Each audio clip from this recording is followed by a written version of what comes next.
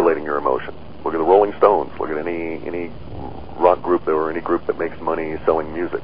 All music is the ability to manipulate your emotion from moment to moment, or impose a steady state if they try. Mm-hmm. Okay. Okay?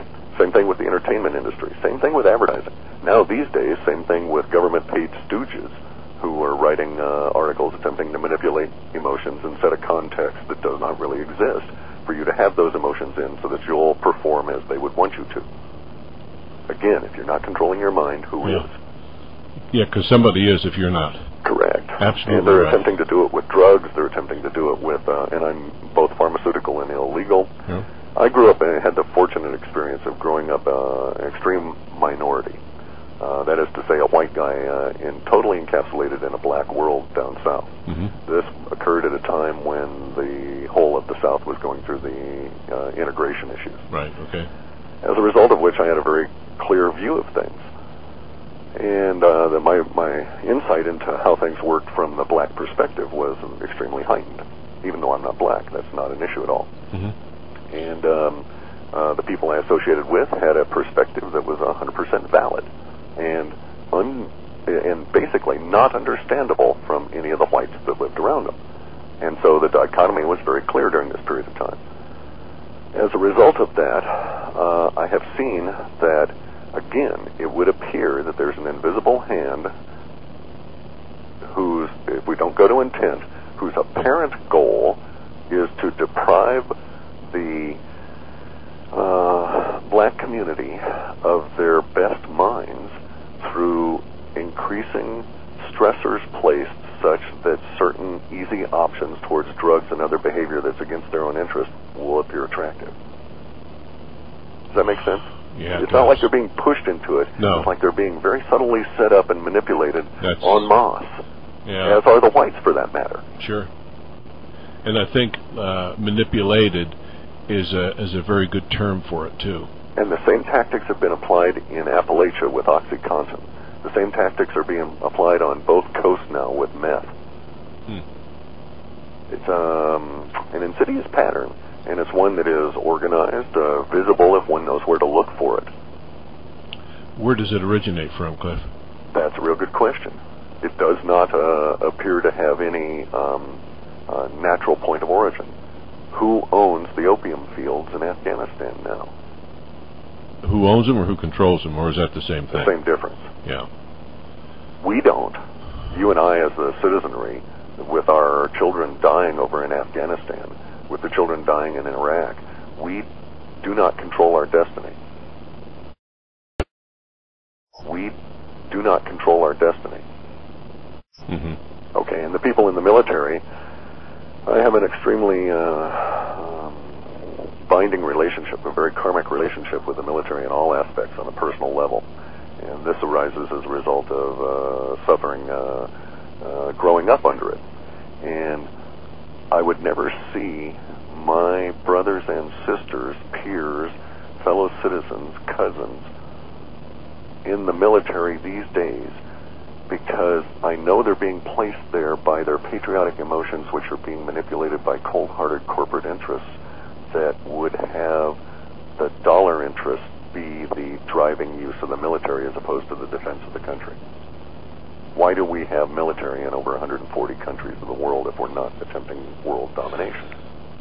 Absolutely right. I have been screaming that for months and months and months and months. It makes, well, two reasons, all right? Number one, the obvious, which you just mentioned.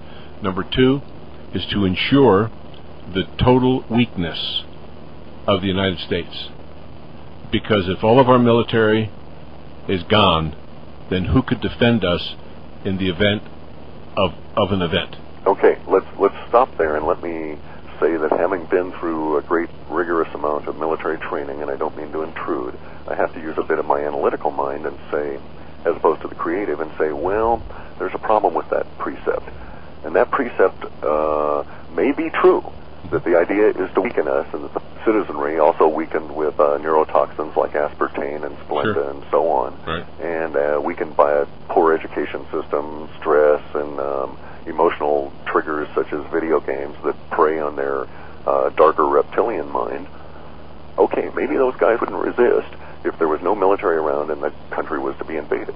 But you have to stop and say to yourself anymore, on a metadata level, at a very large level, this is the end of the Kali Yuga. No one can win a war. We're proving that to ourselves in Iraq. We can win the war, but we can't control anything. You can't conquer and dominate a people. Same thing is true of us, only on a larger scale. There's only 25 million people or so running around causing problems in Iraq. That is to say, the citizenry who refuse to obey our orders to submit quietly as we steal all of their resources. Okay? Yes. Now, think of it in the United States. You got 300 million people here.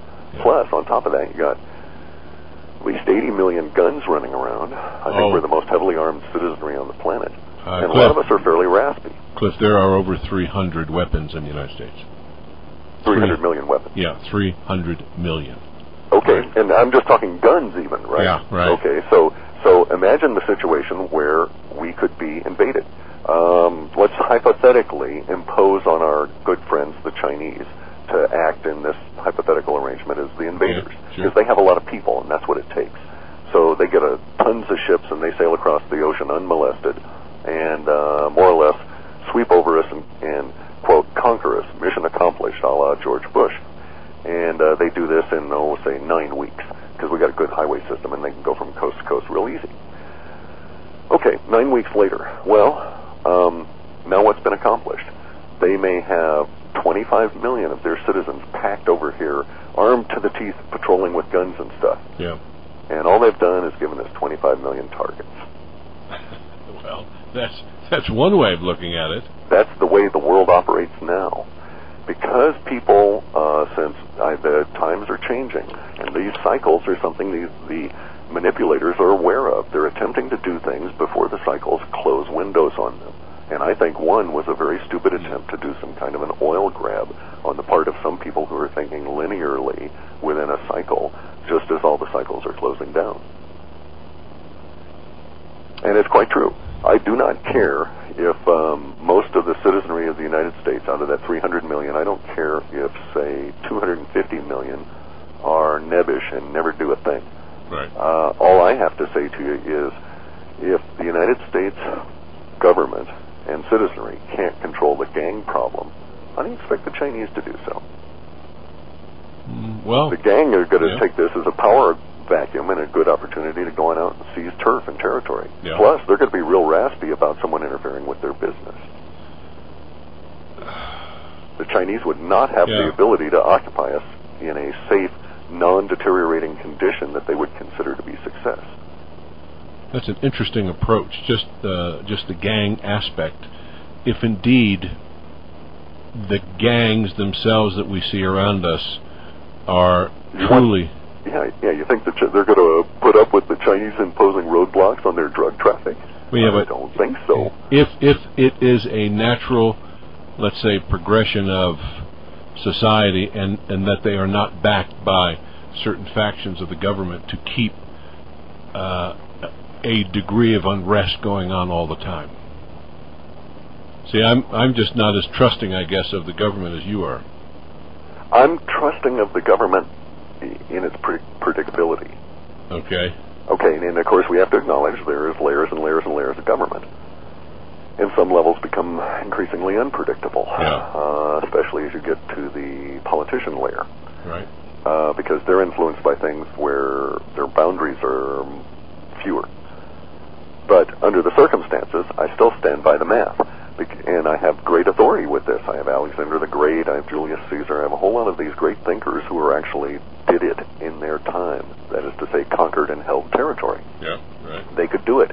The cost to conquer Spain was, they estimated that 1 out of every 5 people living in Spain, that is to say the Romans, at the time that they were contemplating conquering and going after this particular area of gold, estimated they would have to have 1 out of every 5 citizens be of Roman birth.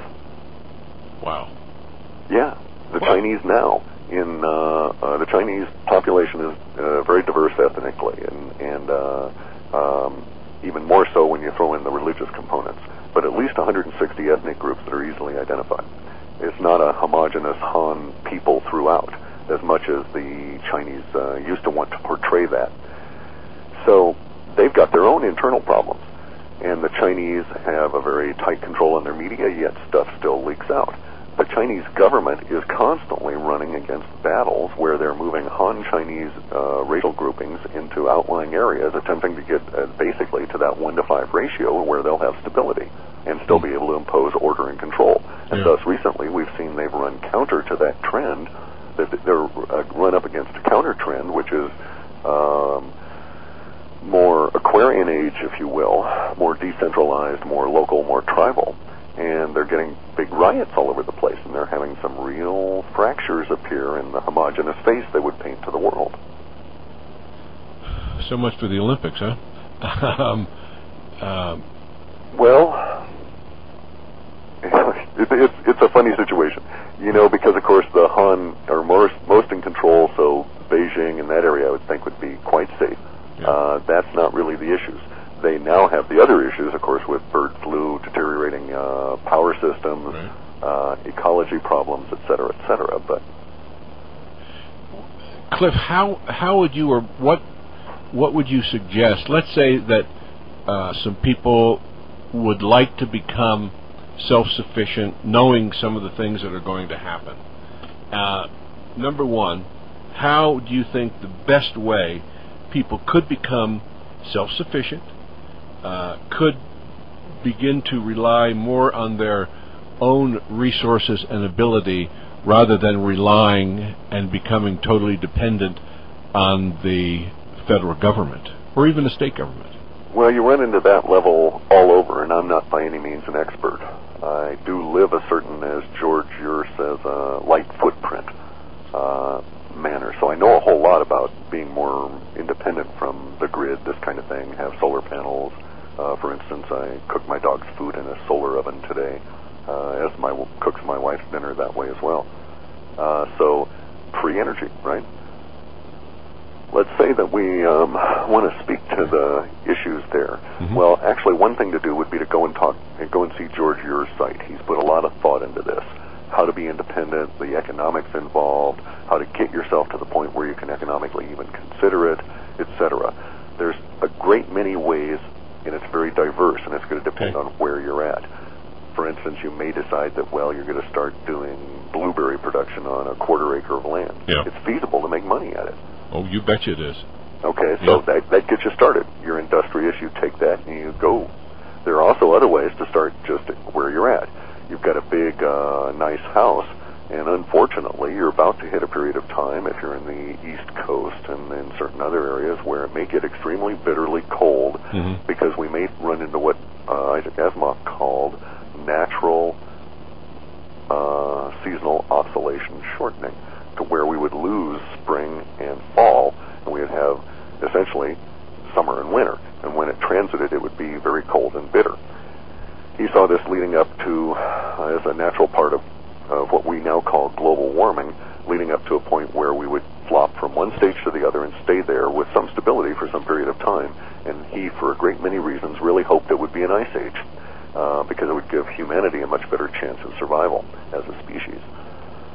And with an ice age, as opposed to what kind of age? As opposed to more of a tropical, as we might think of as a cetaceous sort of high carbon dioxide age, right? Because bear in mind, humans don't do well with oxygen removed. Well, that's true, yeah. If the evidence exists now that the tundra in Alaska is 1 degree away from warming to the point where it'll start releasing methane. The same is also true for an area the size of like Germany and France that's in Siberia. If that methane comes on out, as well as the methane hydrates that are in the Pacific Ocean alone, as to say nothing of the other parts of the planet, then we're looking at a situation where there may be one of two occurrences. Either a reduction of oxygen on a wholesale planet-wide level, such that we find it difficult to breathe at sea level, or a situation where we have tightly packed, more or less controlled by weather kinds of clouds that float around and kill everything they hover over. Jeez. You know, you said several extremely interesting things. Number one, I just got some information tonight, as a matter of fact, that there are a lot of animals in the world, especially up here in